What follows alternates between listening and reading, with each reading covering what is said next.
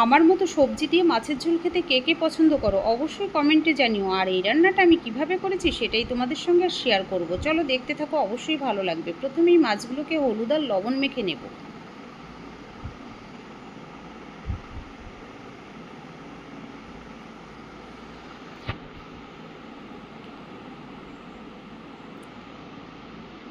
তারপরে কড়াইতে তেল দিয়ে তেলটা গরম হলে মাছগুলোকে দিয়ে বেশ লাল লাল করে ভেজে নামিয়ে নেব।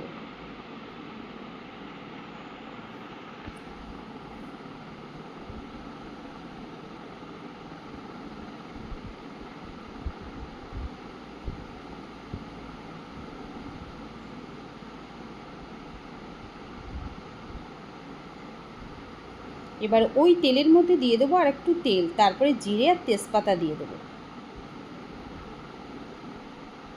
তারপরে দিয়ে দেবো আদা বাটা, তারপরে আগে থেকে কেটে রাখা সবজি, আলু আর সজনের ডাঁটা, তারপরে দিয়ে দেবো কাঁচা লঙ্কা, দিয়ে একটু নাড়াচাড়া করে দিয়ে দেবো হলুদ লবণ একটু জিরের গুঁড়ো দিয়ে খুব ভালো করে ভেজে নেব।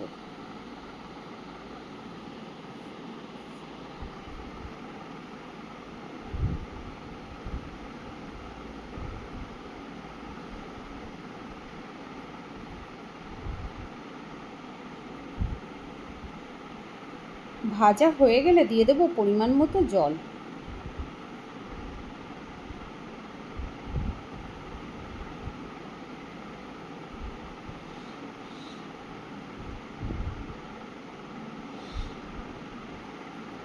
এবার ঝোলটা ফুটে গেলে দিয়ে দেবো ভেজে রাখা মাছ।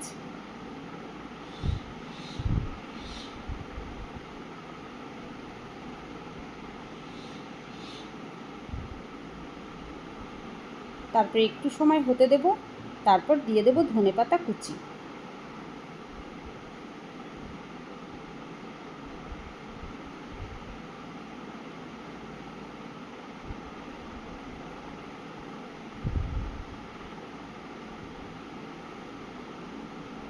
তারপরে একটু ঝোলটা শুকিয়ে আসলে নামিয়ে নেব।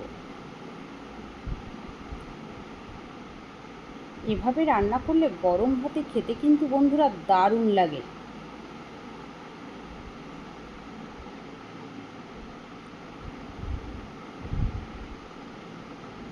এবার নামিয়ে নেব।